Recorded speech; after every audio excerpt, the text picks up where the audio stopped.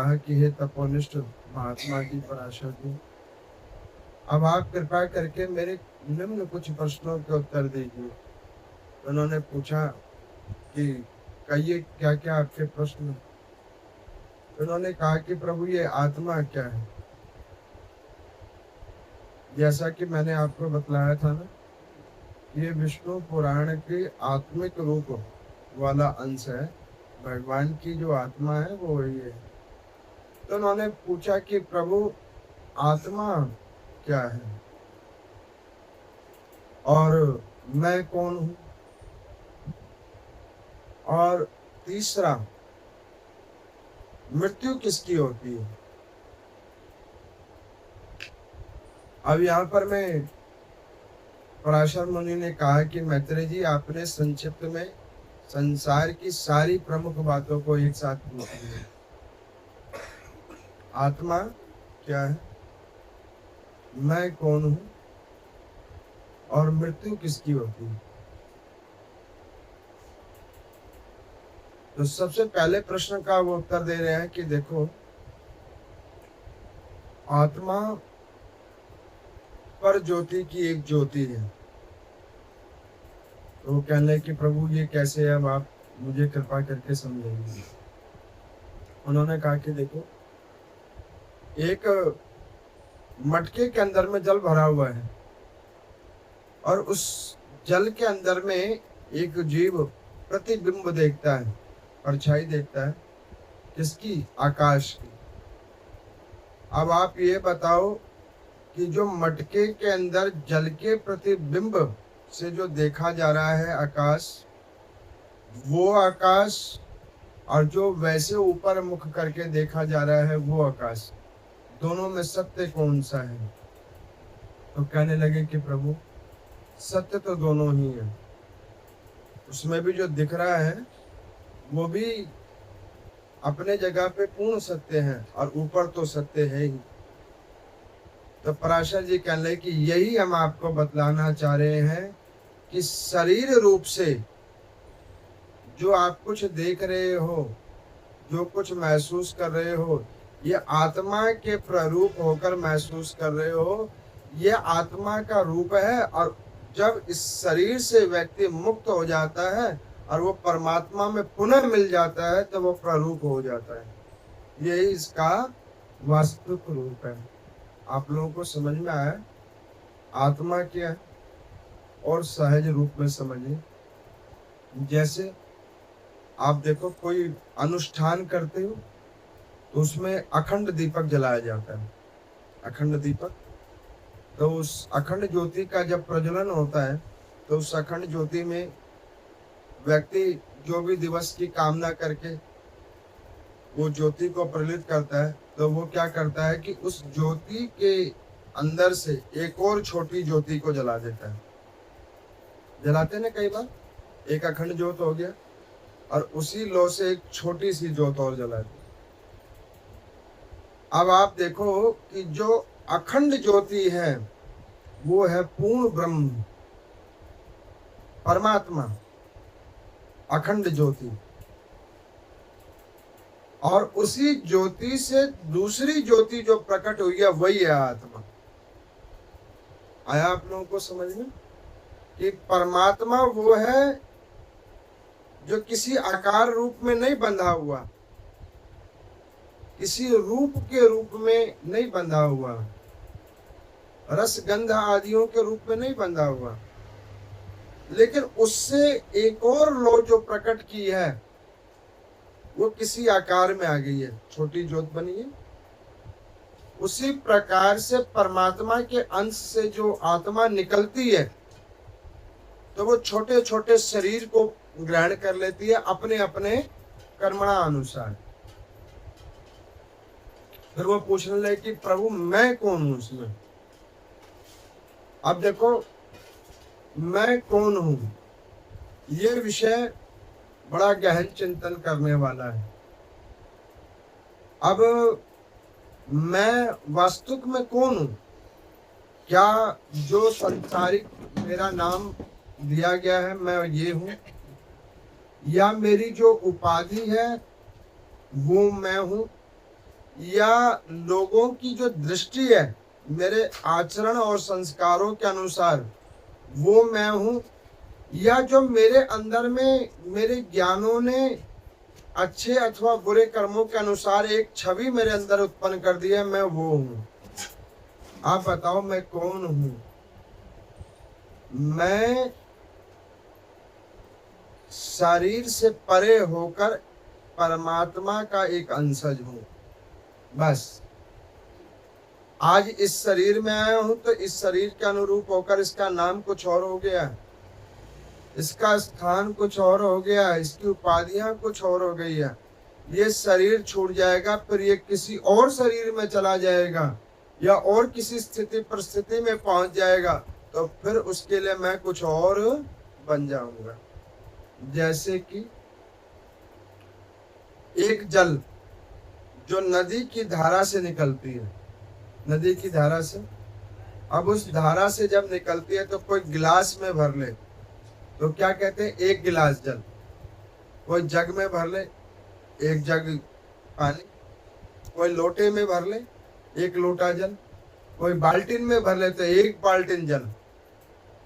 लेकिन पानी क्या है? पानी अपने आप में ऐसी स्थिति, ऐसी मुद्रा की वस्तु है जो दूसरे में जाकर आकार को ग्रहण कर लेती है और उसका नाम दे देती है।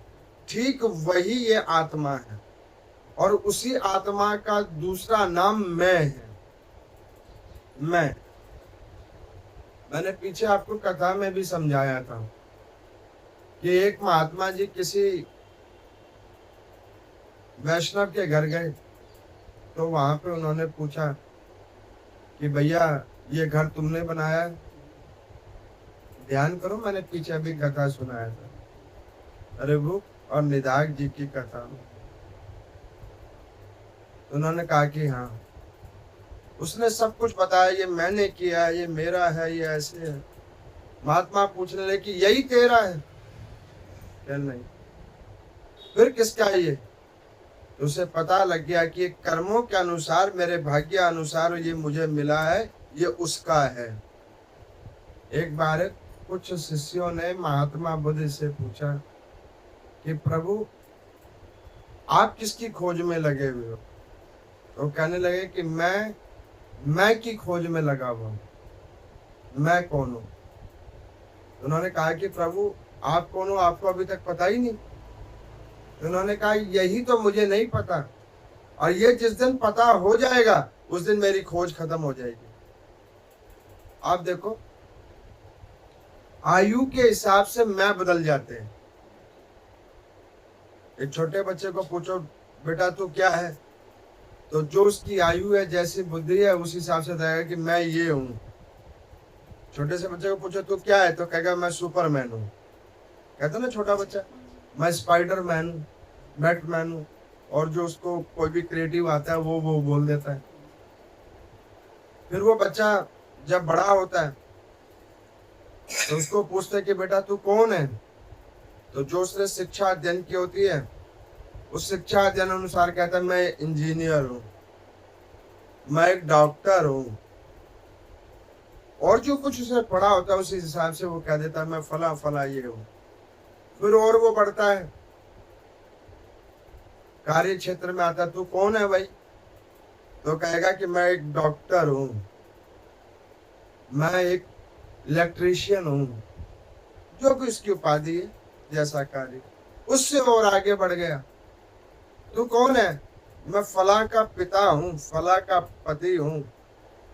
और आगे बढ़ गया, मैं ये हूँ। समय समय पे मैं बदलता रहता है। अब इसका क्या मतलब है कि मैं बदल रहा है कि परिस्थिति बदल रही है? बदल क्या रही है? परिस्थिति। और वो समय के अधीन है, मैं वही है, मैं नहीं बदल रहा हूं। अब इस विषय को आप जानिए कि इस ब्रह्मांड के अंदर में समय के अनुसार सब कुछ बदल रहा है और आत्मा वहीं पे स्थिर है। अब इसमें उन्होंने तीसरा प्रश्न किया कि मृत्यु किसकी होती है। अब मृत्यु मैं की हो रही है, आत्मा की हो रही है, शरीर की हो रही है, या संसार की हो रही है? शरीर। अब देखो यहाँ पर मैं विष्णु पुराण के अंदर में अध्याय संख्या 6 से लेके 10 तक की जो आज कथा है, उसमें वो यहाँ पर मैं वो सुना रहे यम गीता। मृत्यु किसकी होती है? आत्मा क्या है? अब आप ध्यान से सुनिए। एक बार यमदूत गए और यमराज के पास पहुंचे, कहने लगे कि प्रभु एक चीज बताइए, ये जो हम लोगों का काम है, ये काम कैसे है? कहले कैसे? हम जहाँ जाते वहां रोना पिटना शुरू हो जाता है, जिसके पास जाते वहां जाते के साथ ही रोना पिटना शुरू हो जाता है। उन्होंने कहा कि देखो, तुम इसे रोना पिटना क्या रहे हो? रोना तो जब बच्चा पैदा होता है तो भी रोता ही है, बल्कि जब मरता है तब नहीं रोता, तब दूसरे रोते हैं। तो इसमें कोई आश्चर्य करने वाली बात नहीं है। तो उन्होंने कहा कि फिर हम जहाँ जाते हैं वहां शांति शांति हो जाती है। उन्होंने कहा कि देखो, कभी हंसी और कभी गम, ये तो एक तराजू के दो खाने हैं, कभी खुशी और कभी गम। तो इसमें कोई आश्चर्य की बात नहीं है। तो उन्होंने कहा कि हमारा यही काम है, जाना और किसी को उठा के लेके आना। उन्होंने कहा बिल्कुल। तो उन्होंने कहा कि प्रभु फिर ये बताइए कि इसमें वास्तविक क्या है? तो उन्होंने कहा कि वास्तविक देखो क्या है, जैसे प्रातः काल सूर्य उदय होना ये एक नियम है, फिर दोपहर होना ये नियम है, मध्याह्न होना नियम है, और उसके बाद रात्रि हो जाना वो नियम है। इसी प्रकार से एक जीव का जन्म होना ये एक नियम है। तरुण अवस्था में आना नियम है, तरुण से वशक और वशक से प्रौढ़ावस्था, और प्रौढ़ावस्था के बाद मृत्यु होना भी एक नियम है। तो यम दूत ने पूछा कि प्रभु, हम जो नरक ले जाते वो किसको ले जाते हैं? उस आदमी को ले जाते हैं, किसको ले जाते हैं? अच्छा आप बताओ, नरक कौन जाता है या स्वर्ग कौन जाता है? आपका शरीर तो यहीं रह जाता है, हैं? आत्मा तो ना स्वर्ग जाती है ना नरक जाती है। देखो मैं आपको बताता हूँ, आप एक सपना देखते हो सपना।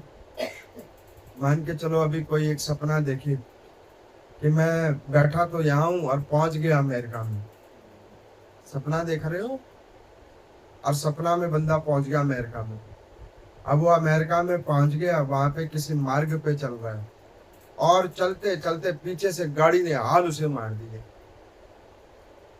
अब वो घबरा गया कि गाड़ी ने मुझे मार दिया। अब उसकी घबराहट कितने देर की है? जब तक वो सपना देख रहा है। आंख खुली नहीं, गाड़ी कहीं गई पता नहीं, उसे पता ही नहीं, और वो उसको भूल भी गया कुछ ही क्षण, कुछ ही मिनटों के बाद। यही है मृत्यु, और यहीं पे स्वर्ग अथवा नरक जाया जाता है। कहने का अभिप्राय, जो आत्मा है वो अजन्मा है, आत्मा का जन्म नहीं होता। आत्मा को ना छेदा जा सकता है, ना जलाया जा सकता है, ना सुखाया जा सकता है, ना डुबाया जा सकता है, उसको कुछ भी नहीं किया जा सकता। क्यों? क्योंकि वो परमात्मा का अंश है। अब देखो यहाँ पे फिर स्वर्ग कौन गया, नरक कौन गया?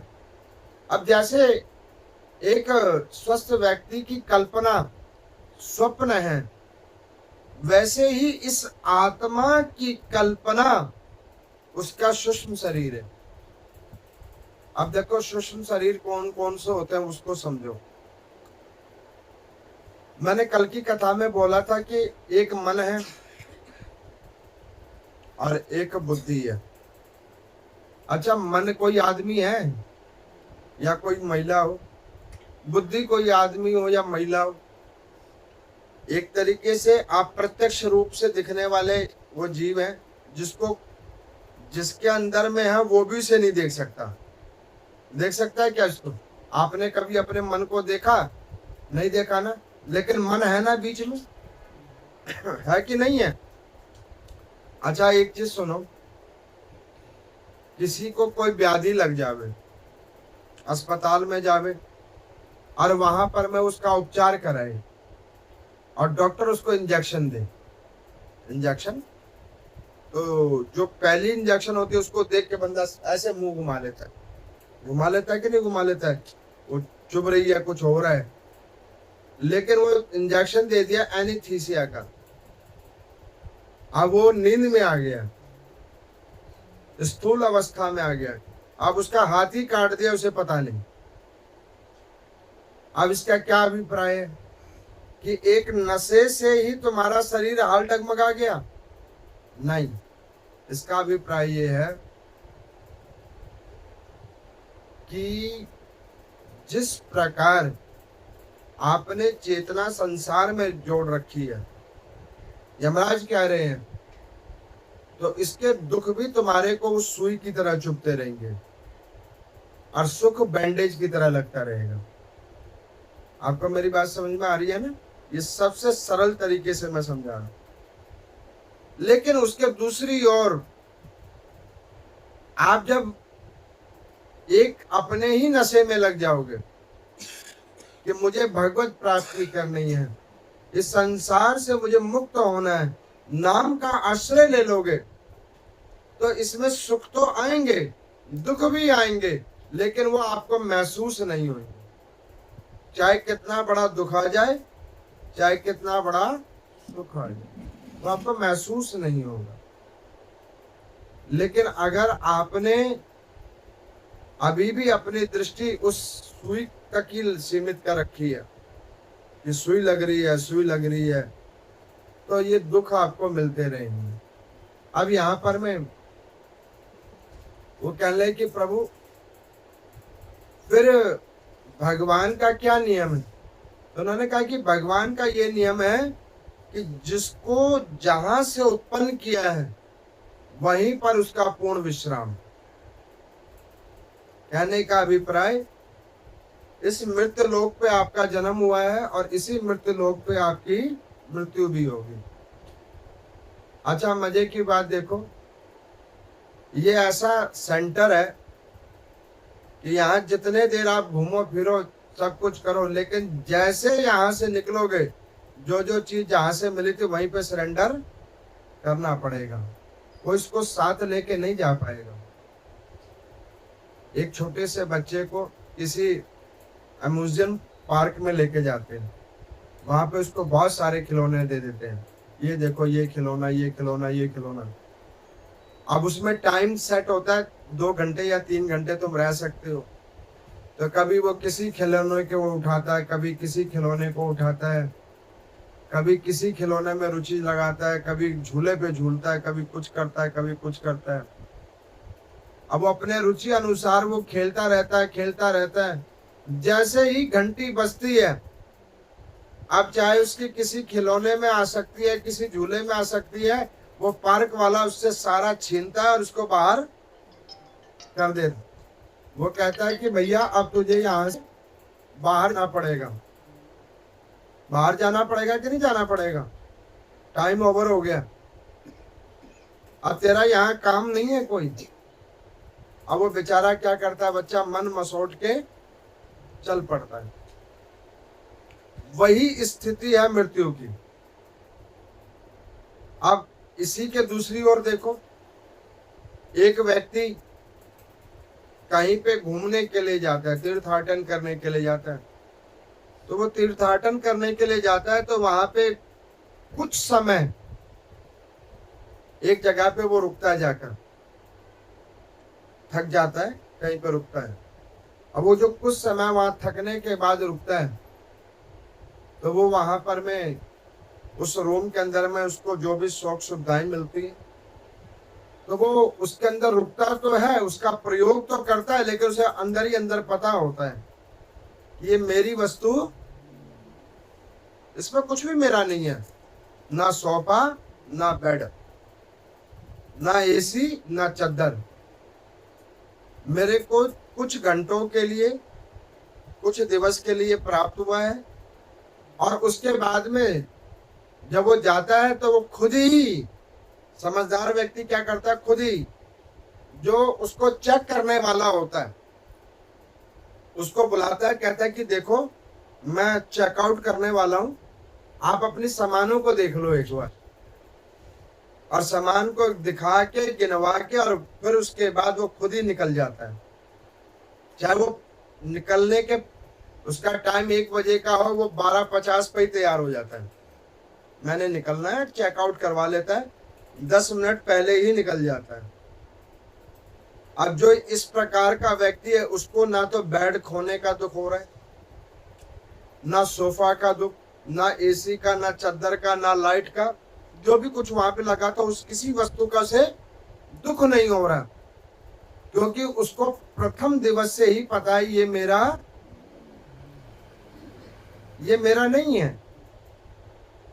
यमराज कह रहे हैं यमदूत को, ये स्थिति जिसके अंदर में है उसको संसार का विचरण का दुख नहीं होगा। मुझे किसी ने गाली दे दी, ओ मेरी निंदा कर दी, मेरी वो क्षति कर दी। अरे गाली तुमको दिया क्या? नहीं। निंदा तुम्हारी करी क्या? नहीं।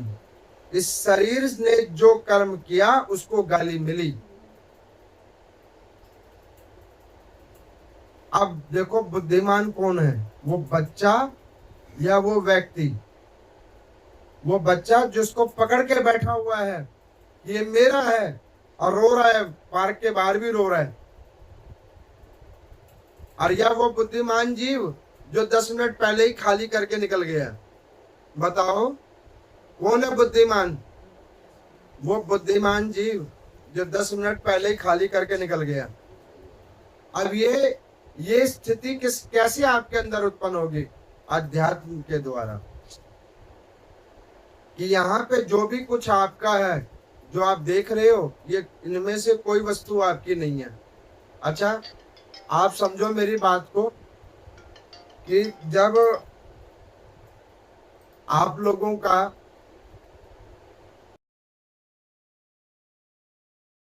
आपके जन्म से तक में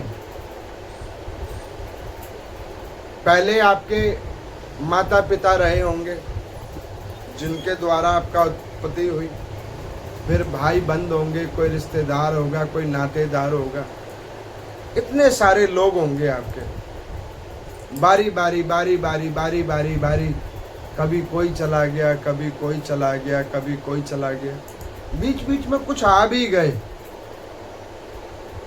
अब ये दोनों चीजें क्यों दिखा देते हैं भगवान, आने वाले को और जाने वाले को?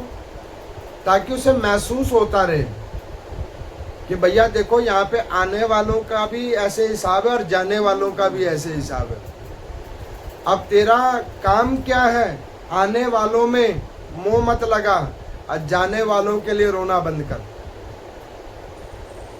क्योंकि जिसने जाना है वो तो जाके रहेगा। ये प्रभु का नियम है। यहाँ पर में एक संत कहते, अरे भैया इस संसार में कोई किसी का नहीं है, सब एक दूसरे के सामने कहते तो हम तुम्हारे हैं, तुम हमारे हो, लेकिन वास्तविकता क्या है कि इस संसार में कोई किसी का नहीं है सिवाय परमात्मा के, सिवाय गुरुदेव भगवान के, और कोई किसी का नहीं है। वैसे सब लोग कहते हैं कि मैं तुम्हारा, तुम हमारे, और वास्तविकता में कोई किसी का नहीं है। अब यहाँ पर मैं पराशर जी मैत्रेय जी को कहते हैं कि देखिए मैत्रेय जी, जिस प्रकार से सूर्य उदय से अस्त तक का एक नियम है, उसी प्रकार से श्रीमन नारायण भगवान के द्वारा इस निर्मित संसार के अंदर में जन्म से लेकर मरण तक का एक नियम है। अब भगवान ने इसको क्रियावान बनाने के लिए इसमें नियमों को जोड़ दिया। क्या नियम जोड़ दिया? अच्छा देखो, बच्चा जन्म होता है तो उसका नामकरण संस्कार करवाते हो, जात कर्म संस्कार जिसे कहते हैं, नामकरण, जातकरण संस्कार, यज्ञोपवीत संस्कार, विवाह संस्कार, विवाह संस्कार के बाद में उसके बच्चे हो गए, उसके फिर संस्कार। अच्छा, ये संस्कार इसलिए करवा देते हैं कि इसी में लोगों का दिमाग सेट रहे, नहीं तो बंदा करेगा क्या। आपको पता है ये काम क्यों करते हो? इसीलिए कि ये जो आयु मिली है कर्मों को भोगने के लिए, उस कर्म में सुख अथवा दुख को भोगने के लिए, तो वो इसी कर्मों के द्वारा व्यक्ति सुख अथवा दुख को भोगता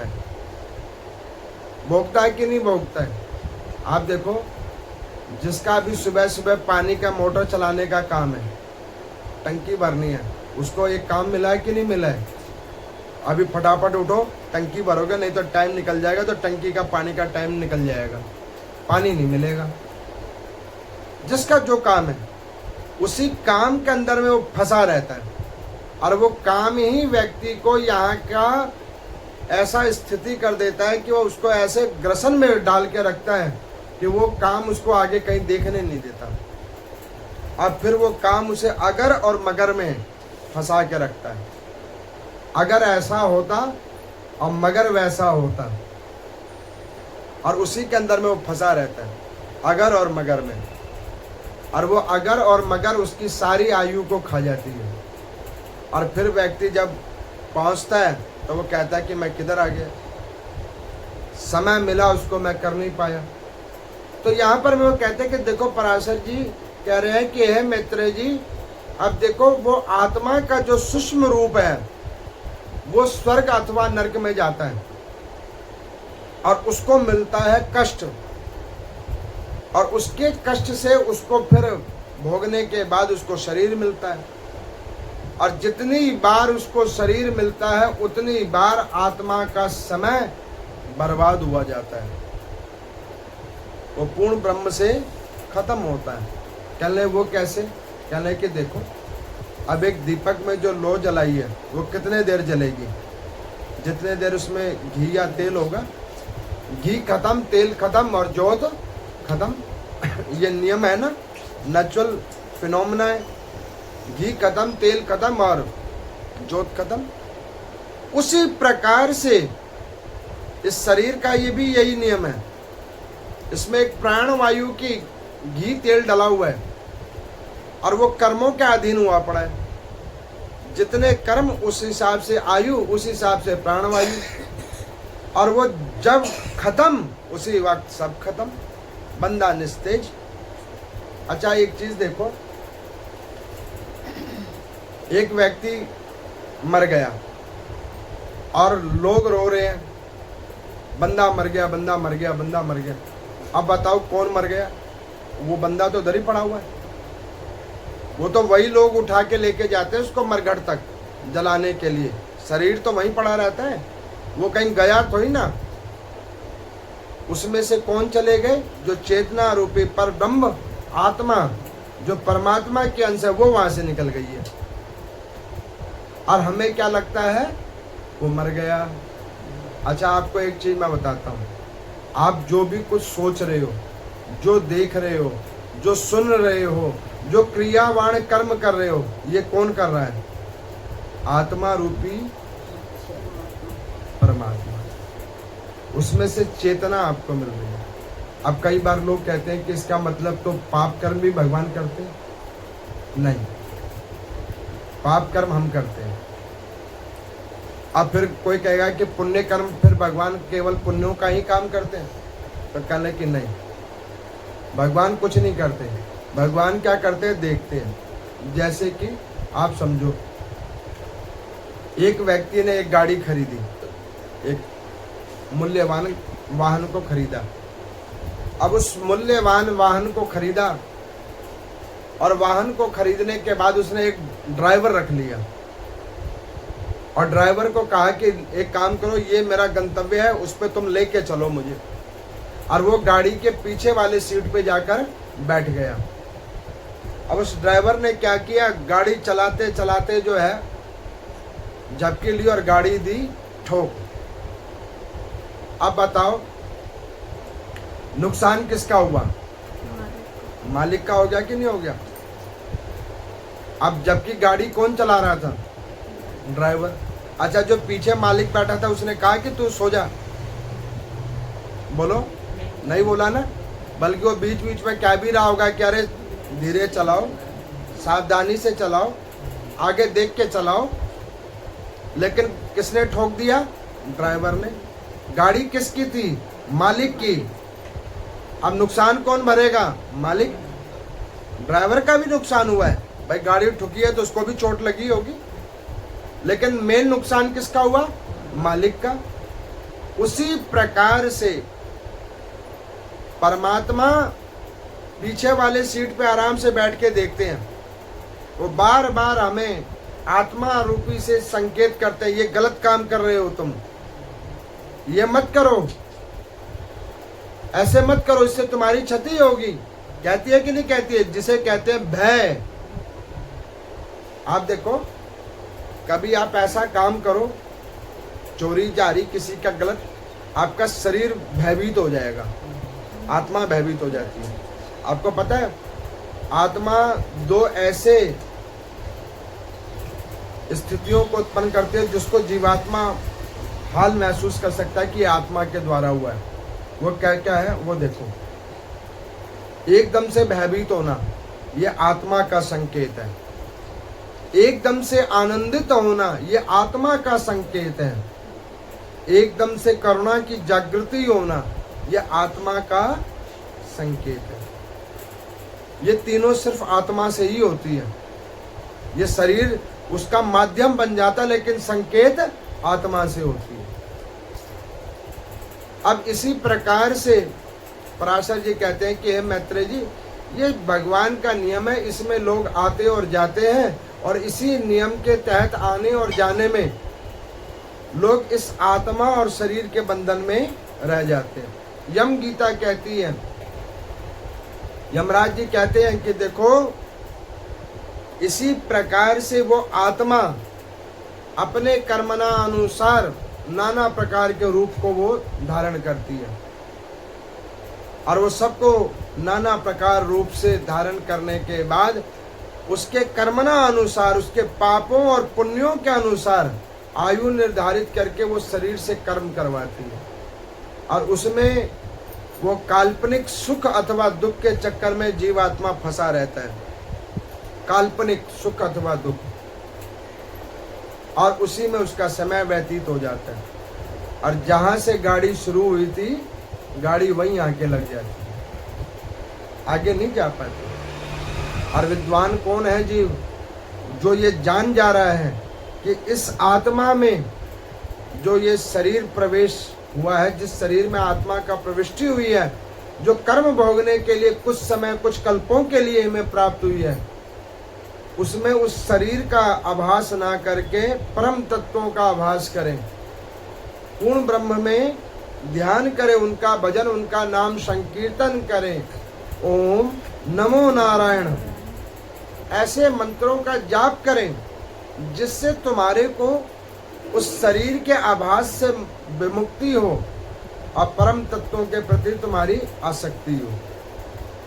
इसीलिए कि मैं कई बार कथाओं में आप लोगों को कहता हूँ कि यहाँ पे किसी भी वस्तु से आसक्ति मत करना, ना खाने की, ना पहनने की, ना रखने की, ना जड़ की, ना चेतन की, ना किसी जीव की।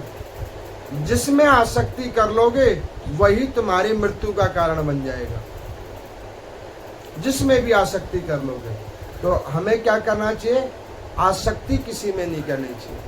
आसक्ति करो नाम की, परमात्मा की नाम की आसक्ति करो, जिससे तुम्हें परम तत्व की प्राप्ति होगी। यह आत्मा रूपी ज्योति परा रूपी ज्योति में एक जगह मिल जाएगी। ये पुनः पुनः आने और जाने का चक्कर रुक जाएगा। इसी को यम गीता का भाग सुनाया गया इस 8वें अध्याय के अंदर में। यही है यम गीता।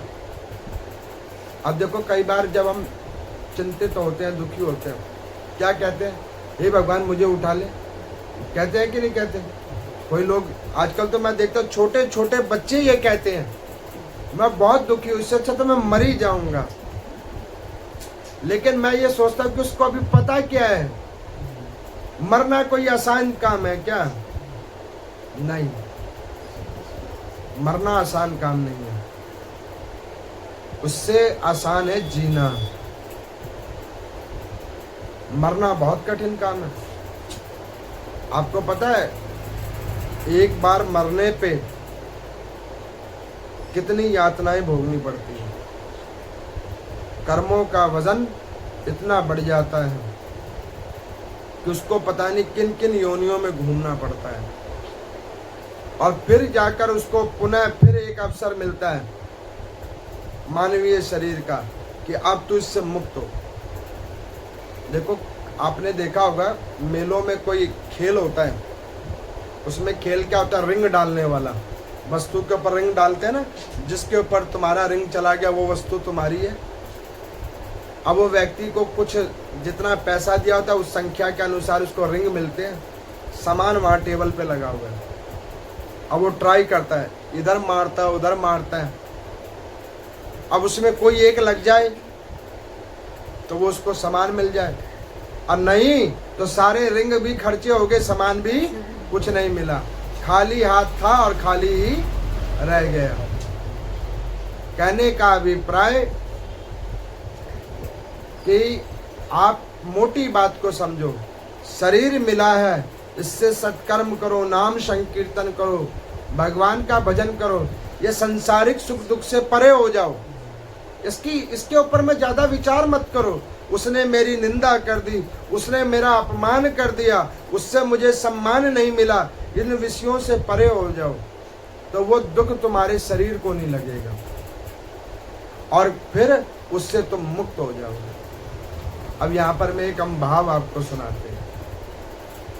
एक घर में एक माता जी थी, घर में 3 बहुएं थी।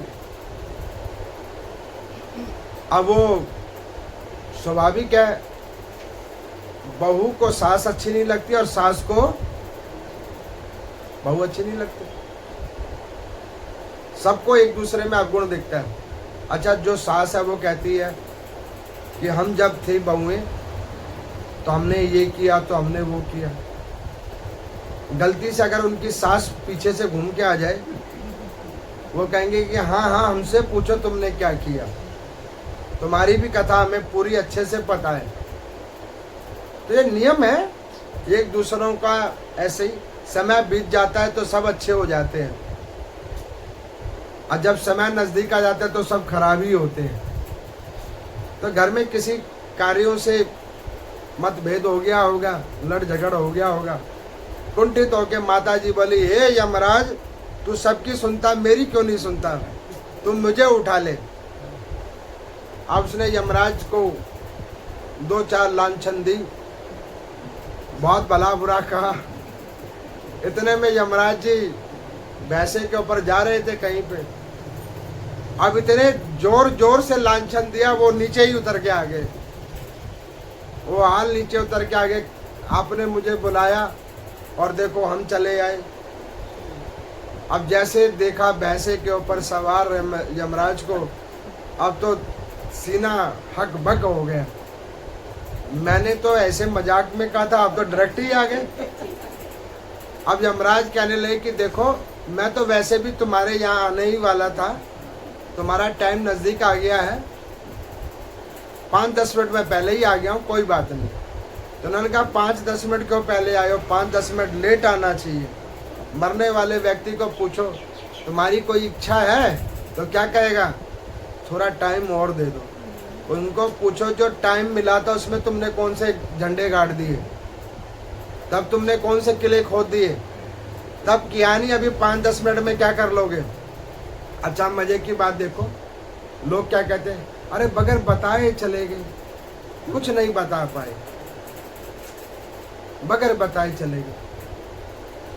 अब बताओ तुमको क्या बता के जाए,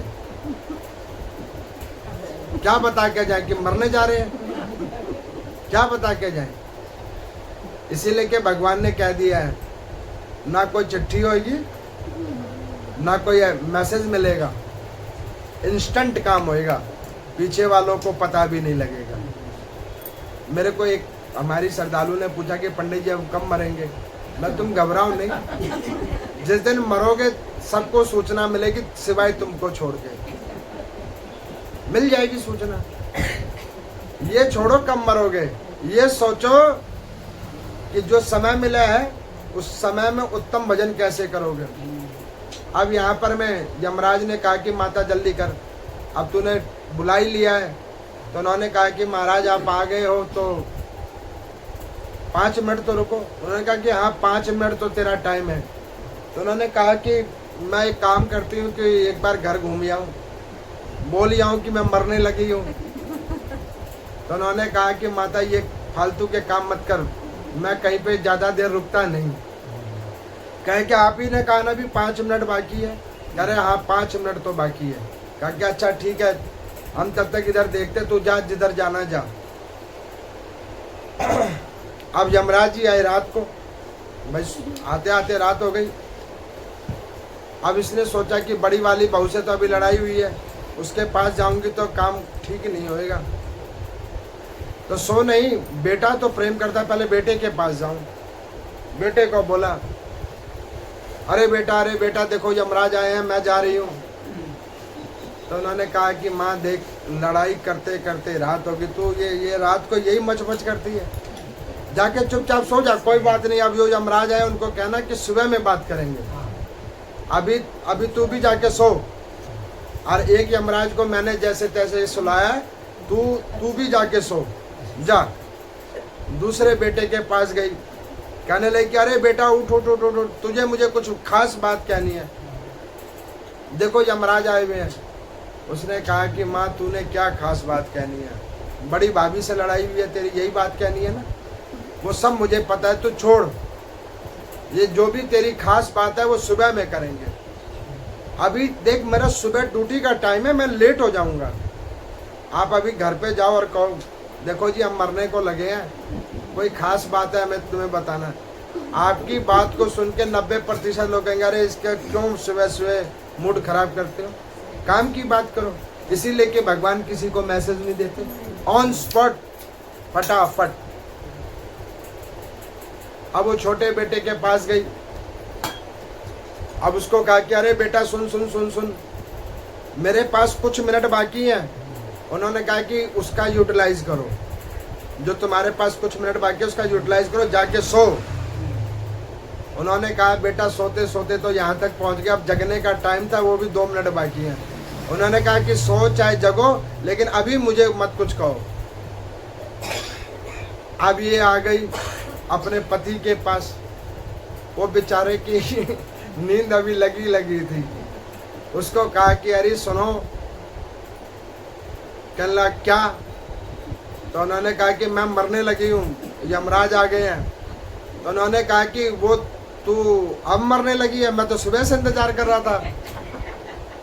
तूने जो घर में इतनी अशांति फैला रखी है, मैंने तेरे को कितनी बार मना किया, बड़े हो, बड़े वाला काम करो, बहुओं से क्यों लड़ती रहती हो, तुम्हारे मुंह पे उंगली नहीं रखना आता। अब ना तुम खुद सो रही हो, ना मुझे सोने दे रही हो, और तुम्हें तो पता है ना मेरी एक बार नींद खुल जाती है तो फिर रात को नींद भी नहीं आती, चुपचाप सो जा। अब पति ने भी ये कह दिया। उन्होंने कहा अरे सच में कह रही हूँ, यमराज उधर सामने खड़े हैं आपके पीछे। तो उन्होंने कहा कि अरे इसको छोड़, मुझे ही उठा ले, इससे तो जान छूट जाएगी। बताओ, सोने तक नहीं देते हैं। अब देख लिया, पति ने भी कुछ नहीं कहा, छोटे छोटे पोते पोती हैं। अब सोचा कि बड़ों को जगाया नहीं, इनको जगा के क्या करूं, ये तो वैसे अबोध है। फिर भी एक बार मन में भाव आ गया, इन बच्चों को बता दूं। तो उसको गई पोते को कहने के लिए कि बेटा अब कल से तो हम तुम्हें मिलेंगे नहीं, तो कल हम मर जाएंगे, तो तुम कुछ कहना चाहोगे? उन्होंने कहा कि दादी मरो तो मरो, कोई बात नहीं, तो जो तुम्हारे पर्स में पापा ने पैसे दिए थे वो हमें दे दो, वो हमें कल फला वस्तुएं खरीदनी है। दादी समझ गई कि यहाँ पे शरीर से प्रेम, सब वस्तुओं से प्रेम हो रहा है। अब अभी 1 मिनट बाकी है, पोतों का वो देकर, ये ले बेटा तुम ही लो। जब इनसे हमें सुख नहीं मिला तो क्या पता तुम्हें मिले, ये पकड़ो।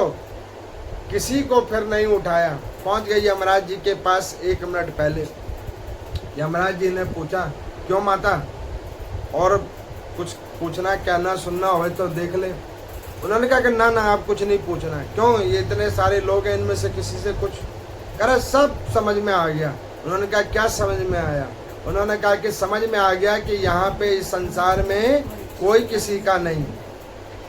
जिसको हम आज अपना कहते फिर रहे थे, वही बेगाना बन के बैठा है। जिसके लिए हमने इतना कुछ किया, वही हमारी जान का बन बना था।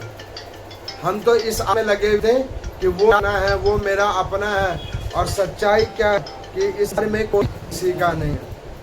यमराज ने कहा कि कोई बात नहीं, अब ये समझ में आ गया ना? तो कह ले कि हाँ। अब तेरे पास 1 मिनट है। तो कह ले हाँ 1 मिनट है।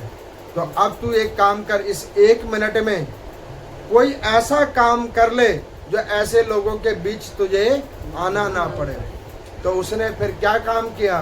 भज गोविंदम पूर्ण गति। सीधे एक ही काम किया, भज गोविंदम पूर्ण गति। गोविंद नाम संकीर्तन किया और अपनी पूर्ण गति को प्राप्त कर लिया। अब इस कथा का अभिप्राय ये है, अध्याय संख्या 6 से लेकर 10 तक की इसमें यही भाव है। पराशर जी यही कहना चाह रहे हैं मैत्रेय जी को, और मैं भी आप लोगों को कहना चाह रहा हूँ, ये संसारिक सुख दुख के चक्कर में क्यों पड़े हुए हो? उसने मेरा अपमान कर दिया, वो सम्मान कर रहे हैं या नहीं कर रहे हैं, इन विषयों से परे हो। इस संसार में एनीस्थीसिया वाली सुई लगा लो कि भैया यहाँ ठीक है, वो जो भी कुछ हो रहा है इस शरीर को कह रहे हैं, ध्यान किसी में मत लगाओ। ध्यान लगाओ नारायण में, भगवान में ध्यान लगाओ। अपने अंतिम गंतव्य का ध्यान करो और उसका ध्यान करके नाम संकीर्तन करो, जिसके करने के प्रभाव से तुम्हारा कल्याण होगा।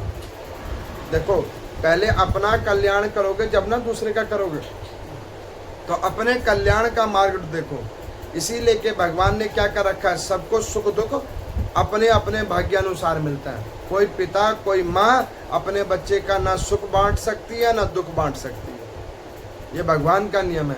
आप लोग इतनी आयु वाले हो, आप लोगों ने देखा होगा, आपने घर बनाया, बेटे को दिया, अब उसके भाग्य में नहीं है, बेच खाया उसे।